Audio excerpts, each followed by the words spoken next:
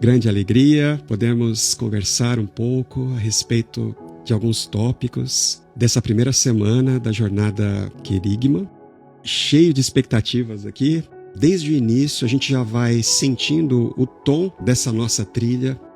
A gente vai conversar sobre a proclamação do Evangelho, mas nessa perspectiva que a Epístola aos Coríntios vai nos dar. É o texto de Paulo aos Coríntios, capítulo 4, versos de 5 a 12. Essa é a passagem bíblica mais importante dessa trilha. Ela vai ajudar a gente a começar. Na verdade, ela vai oferecer tudo aquilo que a gente precisa para caminharmos juntos esses próximos 30 dias. Os pontos necessários para a gente guardar no coração e compreendermos a proclamação com a profundidade que esse tema bíblico merece. É que o querigma de Cristo merece, sem a gente ficar reduzindo o significado dessa temática tão importante. Então, esses 7 primeiros dias estão muito amarrados à leitura do mês, do livro do mês. Sofrimento nunca é em vão. A Elisabeth Elliot, ela fala sobre isso. Na verdade, essa foi a mensagem da vida. Ela pregou isso enquanto viveu. Desde muito novinha, desde jovem, a vida toda ela falou sobre isso, sobre como as riquezas do Evangelho são um fator diferencial da vida de uma pessoa que crê, como nós somos vasos de barro e como a glória, o poder, a força, tudo que nós temos de especialíssimo tem a ver com a presença de Deus. Isso se dá na medida em que a proclamação da verdade bíblica, da verdade divina, a proclamação do Evangelho se faz dentro de nós, começando dentro do nosso ser, na medida em que ouvimos a proclamação, na medida em que os nossos ouvidos, os ouvidos do nosso coração entram em contato com a proclamação da vitória de Deus por meio do nosso Senhor Jesus Cristo, sobre a ascensão vitoriosa do nosso Senhor, não é? Ele foi elevado ao trono mais alto de todos os tronos. Ele foi colocado na posição, essa posição elevadíssima, acima de tudo e de todos. Então, essa proclamação, na medida em que essa verdade alcança o coração daqueles que estão atentos, assim como aconteceu no princípio, quando Deus disse, haja luz, só havia trevas, mas Deus disse, haja luz, e houve luz. Da mesma maneira, o apóstolo Paulo fala em 2 Coríntios que Deus brilhou a sua luz nos nossos corações. É disso que a Elisabeth Elliot fala, que a riqueza, o poder, a força, a glória, combinados com a nossa fraqueza, com a nossa fragilidade, com as nossas limitações, essa combinação, a nossa pequenez, combinada com a grandeza de Deus, a nossa fragilidade, combinada com o poder e a força de Deus, uma vez combinados esses elementos, Deus está transformando todas as coisas, não é? Deus está salvando a sua criação, redimindo a sua criação. Isso é muito bom, não é mesmo? Já começou a acontecer com você? Já começou a acontecer no seu interior, na sua vida, na sua família, na sua carreira, no seu ministério? Já começou esse processo de redenção? É disso que se trata essa nossa trilha. Então a gente começa falando sobre isso. Queria conversar com vocês aqui a respeito desses principais pontos dos 7 primeiros dias. O que vocês já podem dizer?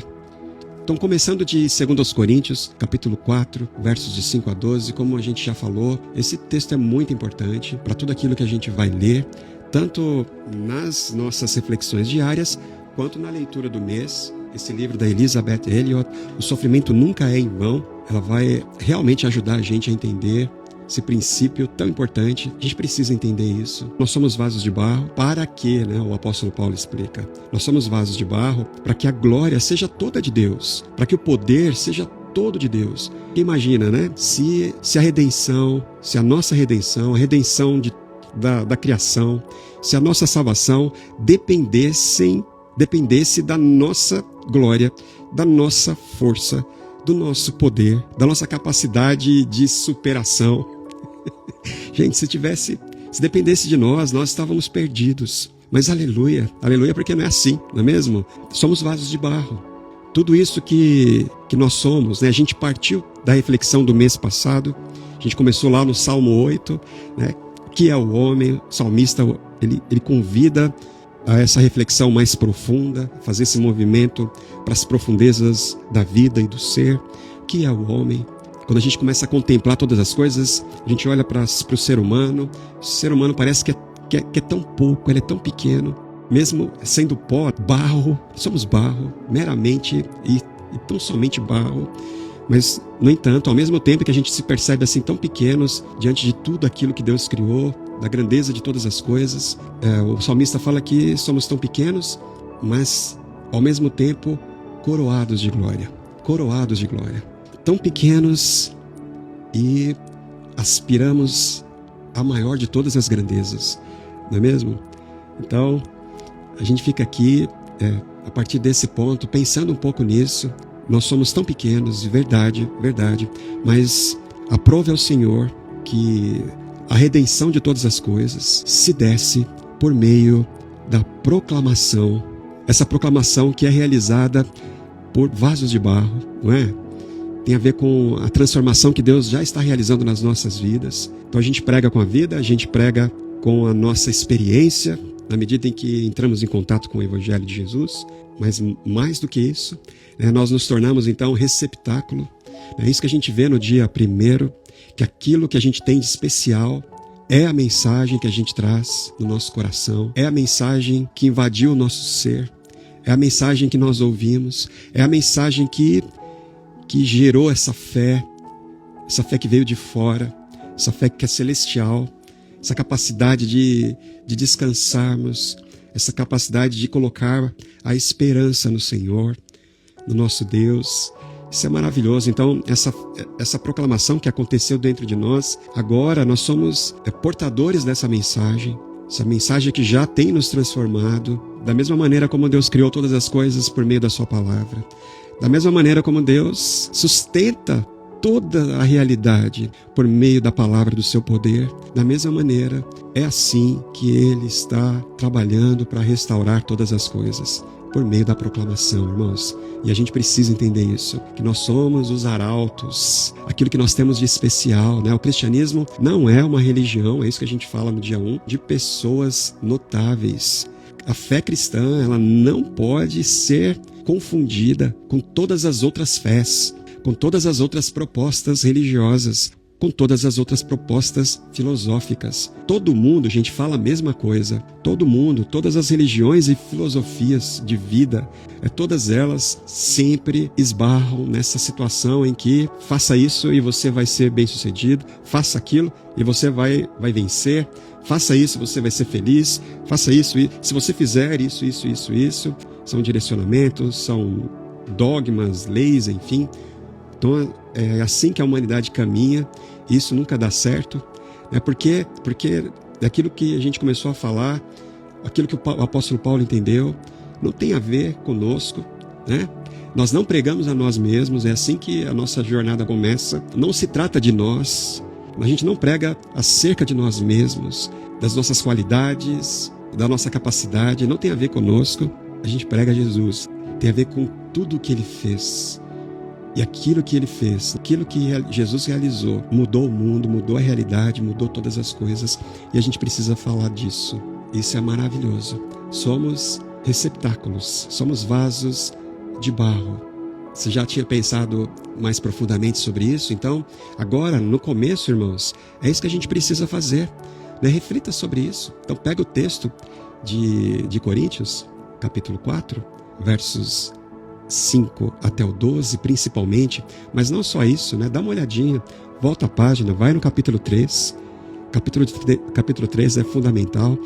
Aí lê o 3, o 4 e o 5 também. Ele fala como Deus usa a nossa voz para persuadir as pessoas acerca da verdade, e que nós somos embaixadores, que Deus fala por meio de nós. Nós somos ministros da reconciliação. Deus decidiu reconciliar o mundo com Ele próprio, consigo mesmo. Como é que Deus decidiu fazer isso? Por meio da nossa proclamação, irmãos. Por meio da nossa proclamação. Tem a ver com você, a sua proclamação. que você vai fazer? O que tem de mais importante para você realizar nessa vida, se não perceber que você é um receptáculo desse poder, o maior poder do universo, que você é receptáculo da maior das glórias, a glória do nosso Senhor, da vitória do nosso Senhor. Vamos nos apropriar dessa verdade. É assim que a gente começa Querigma. E a gente já começa falando da Elisabeth Elliot. A gente lembra do testemunho dela aqui nesse momento, testemunho daqueles 5 casais, irmãos. O testemunho de vida deles é uma expressão tão poderosa dessa verdade, como Deus opera poderosamente por meio dos seus vasos de barro frágeis, tão fracos, mas como o poder de Deus se faz presente na medida em que vasos fracos e vasos frágeis se tornam receptáculos dessa força e desse poder. Mais ainda, como a glória, ela muda a natureza desses vasos tão pobres, tão simples. Como a glória de Deus habita a simplicidade do pó, do barro, e muda a condição da nossa vida, muda a natureza da nossa vida. Queridos irmãos, é disso que se trata o primeiro dia da nossa trilha. É um convite a você mergulhar nessa nova realidade, ou adentrar, por meio da fé, essa nova realidade, a realidade da proclamação da vitória do nosso Senhor Jesus. Por isso, a gente indica aqui, vamos respirar calmamente, agora, não importa o que está acontecendo, não importa a realidade ao seu redor, não importam as circunstâncias, não importam, irmãos. Tudo é diferente porque Jesus venceu, é isso. Então a gente vai respirar fundo mesmo essa verdade poderosa. E a gente vai começar a caminhar. Não é mesmo, irmãos? E até mesmo, e principalmente, as nossas fraquezas, as nossas limitações, nossa fragilidade, são um ponto mais alto, entende? Imagina que, diferentemente do que todo mundo fala, diferentemente do que às vezes a gente também tinha como expectativa, Deus está muito mais interessado na sua fraqueza, na sua limitação, nas nossas fraquezas, nas nossas limitações. Deus está muito mais interessado nas suas limitações do que nas suas qualidades.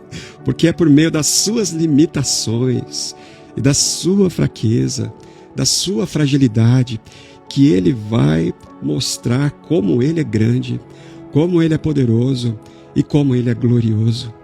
Foi isso que aconteceu com o testemunho dos 5 casais que lá em 1956 passaram por aquele acontecimento tão triste, tão difícil. A gente começa falando sobre isso na primeira semana toda, a gente vai lembrar desse momento. É o acontecimento missionário dos últimos séculos, mais noticiado, que mais impactou o mundo todo. É o evento missionário do século XX e que mudou a forma como tanto a igreja olhava para missões, como o mundo olhava para aquilo que os cristãos estão fazendo. É um evento muito importante que mostra exatamente, na interpretação da Elisabeth Elliot, exatamente o testemunho vívido mesmo de 2 Coríntios, capítulo 4, versos de 5 a 12. Somos frágeis, mas Deus opera na nossa fraqueza. Nós somos entregues à morte todos os dias. Isso é tão bonito, porque os nossos corpos mortais e as nossas limitações e fragilidades são o meio pelo qual Deus mostra a sua grandeza. Trazemos sempre no corpo, é o dia 2, o morrer de Jesus. Sempre o morrer, para que a vida também seja revelada no corpo. Essa foi a experiência do nosso Senhor Jesus. Queridos irmãos, Jesus disse, Jesus avisou, Ele queria que nós entendêssemos isso, que o discipulado de Jesus, o seguimento de Jesus, ele sempre é um convite para segui-lo. E ele veio para isso. Ele veio para dizer: venham após mim, sigam-me. Sigam-me todos vocês. Jesus veio chamar todo mundo para esse discipulado. O objetivo de Jesus não era plantar igrejas, nem começar uma religião. Jesus veio para que nós o seguíssemos. Jesus enviou os discípulos para fazerem discípulos. Jesus veio fazer discípulos que fizessem discípulos dele. Então, lembra da grande comissão? A grande comissão também vai ser muito importante na nossa trilha esse mês. Mas é tão importante a gente entender isso, irmãos. Entende? Começa assim. Começa essa constatação. Trazemos no corpo o morrer de Jesus. Jesus mostrou isso. Sigam-me. Não esquece da cruz. Se você não pegar a cruz, você não vai conseguir me seguir. Então pega a cruz, negue-se a si mesmo e vem e me siga. Aí você vai ver o que é viver. Né? Aí você vai ver o que é alegria. Aí você vai ver o que é vitória, o que é glória, o que é poder. O que é poder. Jesus viveu essa realidade. Jesus se humilhou, né? Lá em Filipenses, Paulo explica. Como é que pode isso, irmãos? Ele explicou para Pilatos que o reino era de outro tipo. É um reino celestial. O reino que vem do céu, ele não é um reino que acontece como os reinos da terra se tornam realidade, por meio da força, da opressão, né, da arrogância, da intimidação. Jesus falou que o reino celestial é diferente. Aqui entre nós, entre vocês, não é assim. O maior não oprime o menor, não se põe sobre o menor. O maior se põe debaixo, o maior serve. O maior serve. Eu sou humilde, Jesus falou. Eu vim ensinar isso aqui, porque o reino celestial, ele acontece ele vai numa via contrária, é na contramão dessa cultura que vocês têm. Então Jesus mostrou isso, ele se entrega, ele se humilha, ele se torna obediente à morte para ser elevado, né? E isso que aconteceu com a gente é a mesma coisa, irmãos. Conosco é a mesma coisa, a gente precisa entender isso. Às vezes a gente fica com aquela falsa impressão de que Jesus sofreu para que eu não sofra. Por mais que isso seja verdade, isso seja verdade lá no fim, na eternidade é isso mesmo, mas por enquanto a gente está do lado de cá, meus irmãos. Então a gente precisa fazer o que o apóstolo Paulo está dizendo aqui, trazer no corpo o morrer de Jesus. A gente precisa morrer com Cristo, nós precisamos ser crucificados com Cristo, a gente precisa de cruz, a gente precisa de autorrenúncia, de verdade, irmãos. Isso é muito importante, porque a gente tem um objetivo, a gente precisa seguir Jesus, isso é o mais importante, né? Aí a gente começa o dia 2 aqui com esse versículo, né? O versículo 10 de 2 Coríntios 4, a gente traz no corpo o morrer de Cristo, para que a vida de Cristo também seja revelada. Assim como a ressurreição operou em Jesus, o poder da ressurreição, da mesma maneira, o apóstolo Paulo fala lá em Efésios, no capítulo 2, que acontece a mesma coisa com a gente. Vai acontecer no futuro de uma forma plena, mas já acontece com aqueles que creem e nós somos vivificados.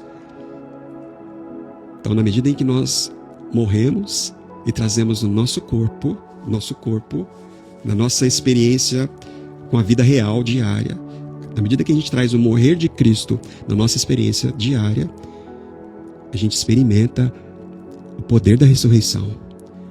E isso é maravilhoso. É disso que a Elizabeth Elliot fala.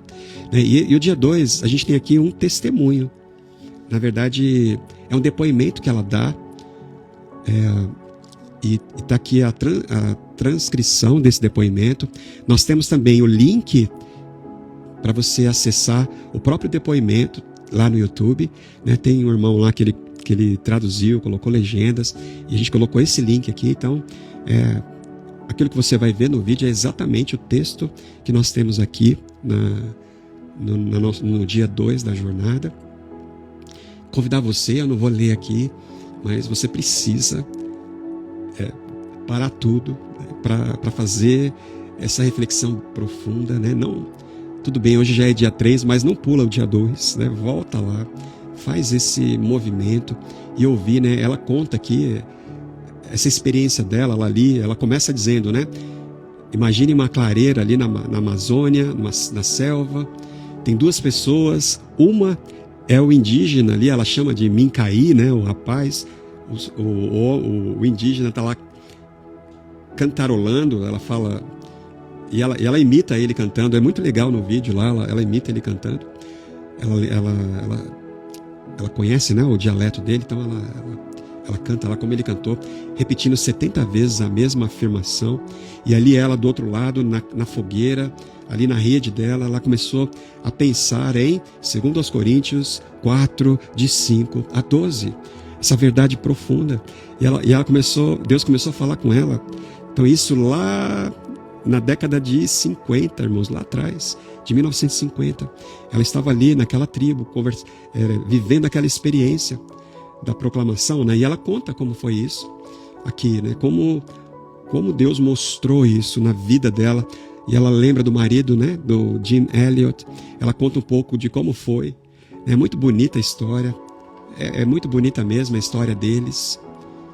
E algumas citações, né? Ela coloca no livro que ela escreveu. Essa reflexão aqui. Então, é um depoimento dela que ela deu em 1996, né, numa conferência. Então, dá uma olhadinha. Ela conta direitinho aqui, né? No finalzinho da reflexão, ela conta que quando ela era uma adolescente, né, finalzinho ali da vida, no comecinho da vida adulta, ela ouviu uma palestra do Jim Elliot. Então, ela era solteira, ele era também. E ele foi na universidade dela. E ele pregou naquele dia, e ele terminou a pregação com as palavras de Amy Carmichael, né, a respeito das marcas e das cicatrizes, questionamentos, e ela fala, é impressionante como o Jim Elliot, ele vivia isso de verdade, como ele vivia essa realidade da autorrenúncia, essa realidade de trazer no corpo todos os dias, na medida que nós enfrentamos a morte todos os dias, trazemos no corpo o morrer de Cristo, para que a vida dele opere. Isso é tão poderoso aqui. Paulo fala, né, para os coríntios que ele vivia isso, o morrer de Cristo para que a vida operasse. Ele fala, em mim opera a vida para que em vocês... Ele falava, em mim opera a morte, para que em vocês a vida seja tornada real, seja real para vocês. A vida de Cristo se torne real para vocês, na medida em que eu vivo o morrer de Cristo. Então e a Elizabeth Elliot, ela fala que o Jim e todos eles, né, inclusive ela própria, viviam isso. E como essas palavras foram incorporadas no testemunho deles. Então, irmãos, queria convidar você, né? O dia 2 convida a isso, essa reflexão profunda. A gente vai para o dia 3, que é um trecho. Aqui a gente pegou algumas partes do livro que a Elizabeth Elliot escreveu. Imagina só que aquele massacre, né, aconteceu em 8 de janeiro de 1956. Imagina que em 1957 ela publicou um livro. Um ano e pouco depois, ela publicou um livro no outono, né, de 1957, o livro Através dos Portais de Esplendor, ou do Esplendor, quando ela conta o testemunho deles, desses fatos. Então foi muito recente, muito forte. E nesse livro, Através dos Portais de Esplendor, se você ainda não tem, se você ainda não comprou, se você ainda não leu, é um livro que você precisa ler, precisa comprar. É um livro que a editora Vida Nova publicou, ainda está no acervo lá, na lista, né? No catálogo da Vida Nova. Você pode comprar em qualquer livraria, compre. Então ali você vai ver, é muito legal porque todos os missionários escreviam seus diários. Então a Elizabeth, ela tinha à disposição todas essas afirmações deles, os testemunhos, as suas orações, sabe? Os momentos deles com Deus, aquilo que Deus estava fazendo na vida deles. É muito legal, né? E o dia 3 começa aqui com um trecho do diário do Peter Fleming, né? Um dos 5 missionários. Então ele fala assim, olha só o que Peter Fleming fala: eu estou ansioso para alcançar os Auca, né, que é aquela tribo. Interessante que Auca é uma palavra indígena, né, que os próprios indígenas, no vocabulário deles, eles usavam a Auca para dizer que alguém era selvagem, né? Então, se para os indígenas os Auca eram os mais selvagens, então eles vieram, né, dos Estados Unidos para proclamar o evangelho para essa tribo selvagem, violenta. Ele fala assim, o Peter Fleming, né, nesse trechinho do diário, que está lá no livro Por Trás, Através dos Portais do Esplendor. Olha só. Ele fala assim: estou ansioso para alcançar os Auca. Se Deus me der a honra de proclamar o seu nome entre eles, vai ser muito bom, né? Ele está dizendo. Então, estou muito ansioso se Deus me der a oportunidade de proclamar o seu nome entre eles. Ele fala assim: eu entregaria de todo o coração a minha vida por essa tribo, só para ver esse povo altivo, inteligente e esperto à volta de uma mesa, honrando o Filho de coração. Ele termina dizendo: para o que mais serve viver? Olha só que forte, né, irmãos? Não é mesmo? E aqui no dia 3, a gente vai pensar um pouco em como Deus usou esse evento, como o morrer de Cristo na vida desses 5 casais foi a ocasião que Deus precisava para mostrar a glória dele, para mostrar o poder dele. Como, irmãos? E é muito bonita mesmo. Então, convidar você a fazer essa leitura. Você precisa fazer isso. É maravilhosa a forma como a gente percebe Deus agindo. É maravilhosa mesmo. No dia 4, a gente segue ainda falando sobre eles. Começa com Apocalipse, né? O trecho bíblico de Apocalipse 20, 21, de 10 a 12, 21 a 27. Na verdade, o capítulo 21 de Apocalipse, quase ali no finalzinho, né, do livro, quando a gente tem contato, né, por meio da visão de João com a Jerusalém, né, celestial, a nova Jerusalém, ela vem do céu, aquele grande casamento da terra com o céu, não é? É tão bonita essa imagem, né, do céu descendo para casar com a terra, a noiva, né, a cidade toda ornamentada como uma noiva, uma coisa linda. Mas nessa cidade, né, João começa a descrever o que ele está vendo ali, e existem os portões de pérola, né, os portões de pérola dessa cidade. E existe um hino, irmãos. Então, o dia 4, ele fala desse hino, esse hino que foi tão importante na vida desses 5 missionários. Né? Imaginar que eles cantaram esse hino, era o hino que eles mais cantavam. E quando eles cantaram a 4ª estrofe, a última estrofe desse hino, com uma paixão tão grande, né? como isso tudo está registrado nos diários. Foi tão forte aquele momento em que eles cantaram a última estrofe desse hino, né? E é bonita mesmo. Olha só como... Eu vou ler só aqui a 4ª estrofe, né, do hino. Confiamos em Ti, nosso escudo e defensor. Aí, depois de orar, eles cantaram esse hino, e aí eles entraram no avião e foram no sentido e na direção da morte. Olha só, confiamos em Ti, o nosso escudo e defensor. Tua é a batalha, Teu será o louvor.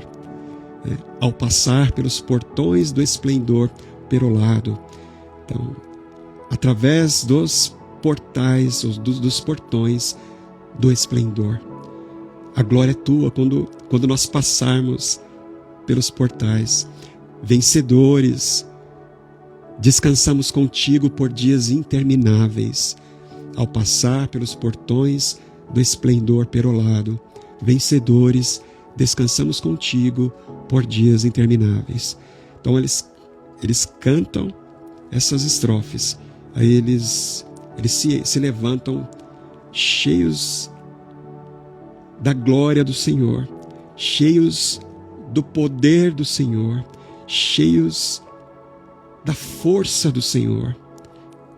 E eles foram proclamar.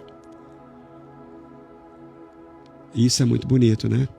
Por mais que eles tenham morrido ali, e eles poderiam ter reagido, eles podiam ter levado um monte de arma, eles sabiam fazer, sabiam atirar, eles tinham armas, mas eles foram para proclamar, irmãos.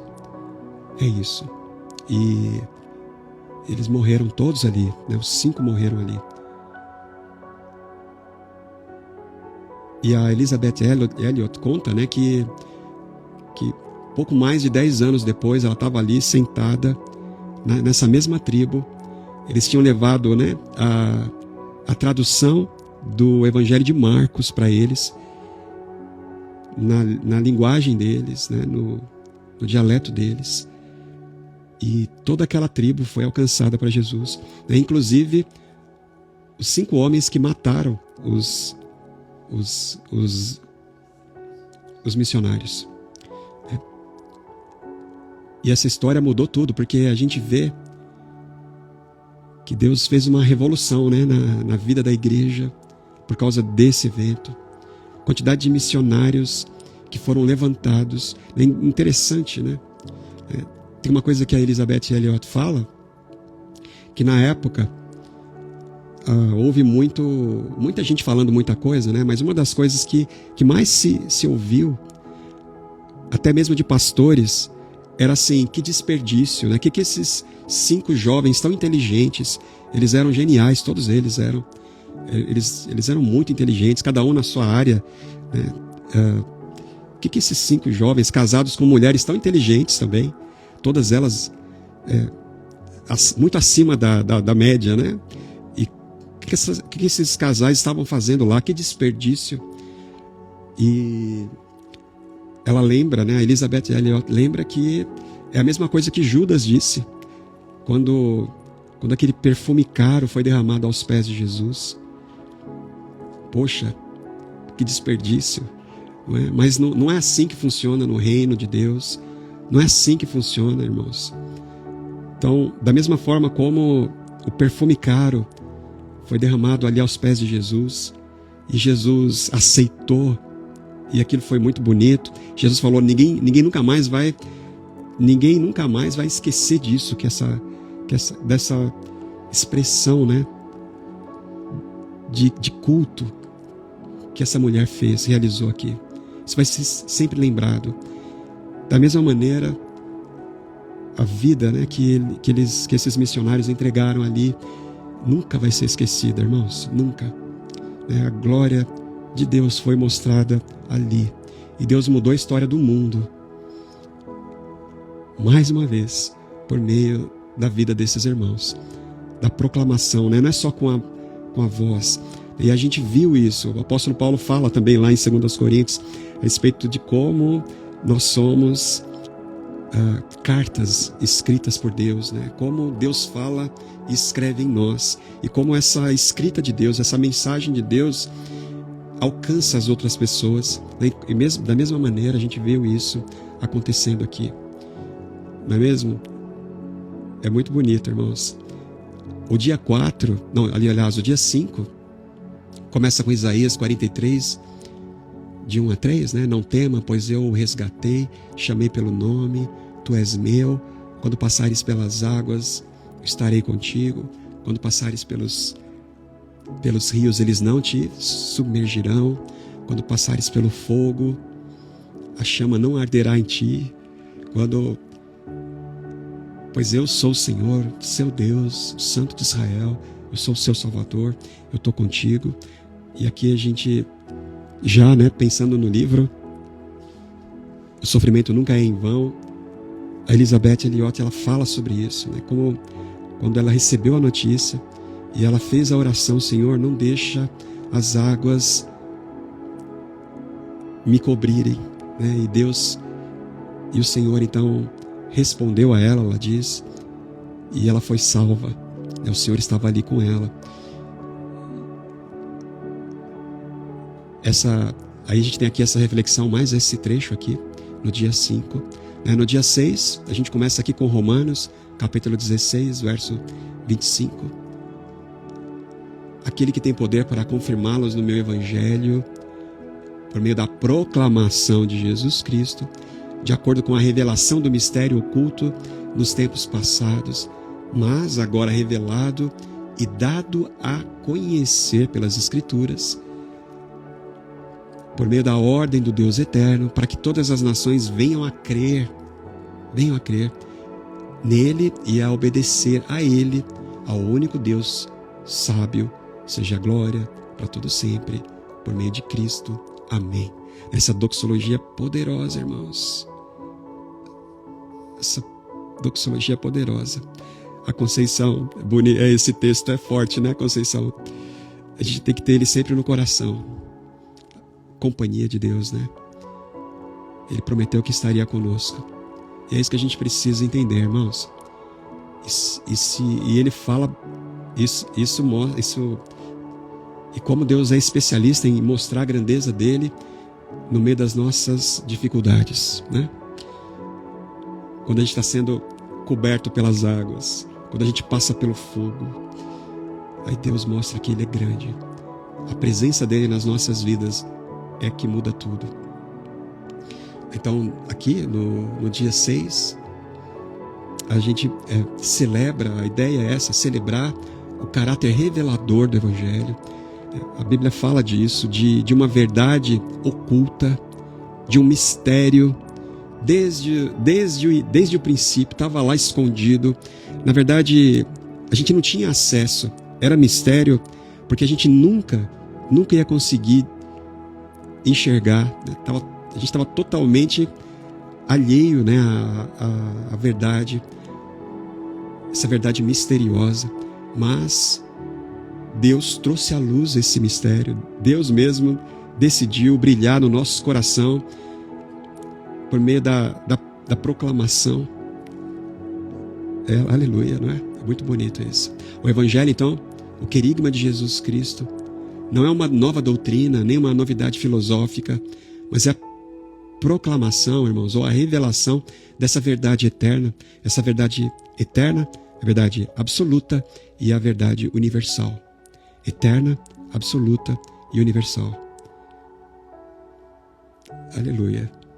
Esse mistério foi manifesto e cumpre as promessas feitas lá pelos profetas, né? É isso que Paulo está falando aqui em Romanos 16, 25. E a proclamação de Jesus, irmãos, é esse fenômeno desse anúncio que vai até os ouvintes e impõe as suas reivindicações sobre eles, em todos os povos. É por isso que o Evangelho, Jesus envia os discípulos para todos os povos. Jesus, ele é o Rei dos reis, é o Senhor dos senhores, e todos os povos precisam ouvir, irmãos, essa proclamação da vitória do Rei dos reis, não é? E no dia 7, irmãos, a gente tem 1 Timóteo, capítulo 2, verso 7. Para isso foi designado pregador e apóstolo, mestre da verdade, da verdadeira fé aos gentios. Digo-lhes a verdade, eu não minto. A mensagem cristã não é mais uma fórmula religiosa. Os autores do Novo Testamento a descrevem como a boa nova. A boa nova é a notícia de que algo aconteceu e, como resultado, o mundo passou a ser um lugar diferente. Então essa proclamação, né, os arautos são aqueles que em alta voz proclamam o anúncio ao qual eles foram designados. Então o arauto foi designado para proclamar em alta voz essa boa nova. A proclamação do Evangelho, então, o querigma, significa anunciar que um novo rei, Jesus Cristo, tomou o poder e agora todas as coisas devem se alinhar a essa nova realidade. O Evangelho não é apenas uma mensagem de salvação pessoal, mas uma declaração de que o reino de Deus foi inaugurado em Jesus. Esse reino traz consigo uma nova ordem de justiça, uma nova ordem de paz, uma nova ordem de amor, que deve transformar todos os aspectos da vida. É por isso que o cristianismo não é mais uma fé como todas as outras, não é mais uma experiência pessoal apenas, é muito mais que isso. Começa dentro, mas tem a ver com a transformação de toda a realidade, por meio da proclamação, por meio da pregação. Por isso que a gente não prega acerca de nós mesmos. Quando Paulo fala, irmãos, do seu papel como pregador, ele está enfatizando que a sua missão é tornar conhecido esse novo reinado. Entende? Não tem nada mais importante para você fazer na sua vida do que ser esse proclamador dessa realidade maravilhosa que foi inaugurada por meio de Jesus Cristo, irmãos. Paulo, então, fala que ele foi designado como pregador. Então, a ênfase está toda aí, o foco está todo aí, irmãos, na proclamação. E é por isso que a igreja precisa lutar por isso, né?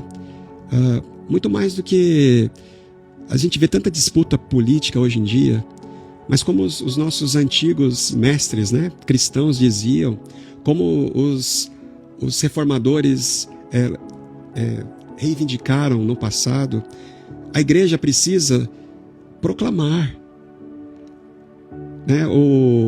Os reformadores diziam: deixa a gente pregar, não se intrometa na nossa pregação. Se o Estado não se intrometer na nossa pregação, perfeito, né? Não se meta na nossa pregação, a gente vai proclamar, a gente vai pregar. Agora, se o Estado quiser se intrometer, e se o Estado quiser impedir a nossa proclamação, a gente não vai parar. Importa obedecer a Deus. Não tem nada a ver com desobediência civil, não tem nada a ver com espírito revolucionário, tem a ver com hierarquia, sabe? É o que Pedro e João falaram lá para as autoridades judaicas e de Jerusalém. Importa obedecer a Deus antes dos homens. Jesus mandou a gente proclamar e a gente vai proclamar. A gente não vai parar de falar. Então o que a igreja precisa lutar é pela liberdade da proclamação, para que ninguém interfira na proclamação. E se um dia o Estado quiser interferir na proclamação, ou se alguém quiser impedir a gente de proclamar, a gente passa por cima. Como? Como que a gente passa por cima? Proclamando. É isso. Proclamando. E mesmo entregues à morte todos os dias, a gente vai seguir proclamando. E Deus vai mostrar o poder dele. Isso é legal demais, né? Por isso, em oração, irmãos, assim que a gente vai terminar essa primeira semana, esse nosso primeiro momento, a gente vai concluir assim, lá no dia 7, um momento de oração. Queria convidar você a fechar a semana, depois de tudo aquilo que você experimentou em Deus, nas leituras, por meio das canções, seus momentos com Deus, esses tempos com Deus. Você vai parar tudo, né? Vai pensar um pouquinho a respeito disso e vai refletir acerca do seu papel como proclamador, assim como o apóstolo Paulo. O apóstolo Paulo está enfatizando que a missão, a dele e a nossa, é tornar conhecido o reinado de Jesus, o reino de Deus, cujo rei é o nosso Senhor Jesus. Não se trata meramente de uma mensagem espiritual, mas uma nova realidade que exige uma resposta total e transformadora de todos. Assim como os arautos antigos anunciavam a ascensão de um novo imperador e a necessidade de todos se submeterem a ele, Paulo chama todos a se submeterem ao senhorio de Jesus. O evangelho que Paulo proclama é uma força transformadora que altera fundamentalmente a forma como vivemos. Quando conhecemos Jesus como nosso verdadeiro rei, nossas vidas são reorientadas, as nossas prioridades mudam, os nossos valores são realinhados e as nossas ações refletem essas mudanças. As nossas ações, todas as nossas ações, até mesmo os nossos pensamentos, as palavras, as nossas escolhas, decisões, atitudes, tudo vai demonstrar esse realinhamento, irmãos. Entende? Aí a gente vai viver a ética do reino de Deus, buscando o reino, a justiça do reino. E esse reino é caracterizado pela misericórdia e pela humildade, pela mansidão e pela humildade. Amém? Pronto? Isso é maravilhoso. Então, essa é a nossa primeira parte, primeira semana, é o primeiro momento da nossa trilha aqui, os primeiros 7 dias. Queria desafiar você. Eu estou aqui para te incentivar. Esse é o nosso trabalho aqui na Doxa Box. Incentivar você a não se conformar com esse século, a não se deixar levar pelo mundo, pela carne e pela influência diabólica do nosso adversário. Não se deixar levar, você não se conformar, de você assumir essa nova perspectiva da vitória de Jesus, né? Jesus venceu e pronto. É o mais importante. O mundo pode cair, desabar, mas Jesus já venceu. Eu posso perder o emprego, mas Jesus já venceu. Eu posso ficar doente, mas Jesus já venceu. As vacas no curral, né? A oliveira tem problema, a videira não produzir, não importa. Não importa as circunstâncias, o importante é que Jesus venceu. Ele foi elevado ao trono mais alto. Ele é o Rei dos Reis, Ele é o Senhor dos Senhores. Por isso todas as nações, todos os povos, todas as línguas, todas as tribos precisam se curvar, precisam obedecer. Amém, né? É isso. Vamos proclamar, né? Paulo falava para Timóteo, proclama, prega, prega, prega. Prega. Irmãos, não tem nada mais transformador. Eu tenho experimentado isso. Não tem nada mais transformador do que a proclamação. Na medida em que eu proclamo a verdade para os outros, né? Na medida em que eu proclamo a verdade de Jesus, do reinado de Jesus para os outros, eu assumo isso para mim. Não tem nada mais reveladora do que a experiência da proclamação, irmãos. Quando a gente proclama, a gente passa a experimentar. Quando a gente ensina, a gente aprende. Não tem forma melhor de aprender do que ensinando, irmãos. Então vamos proclamar. Paulo fala para Timóteo, faz isso o tempo todo, prega o tempo todo. Quando for tempo e quando não for tempo. Quando tiver oportunidade e quando não tiver oportunidade. Não importa se as pessoas vão falar que você é chato, não. Prega, prega, proclama, proclama. Essa é a vontade de Deus para nós, irmãos. Vamos proclamar. Amém? Esse é o nosso desafio. Vamos proclamar. No final do mês a gente vai ter feito isso muito, né? Vamos fazer isso. Vamos anunciar e vamos proclamar.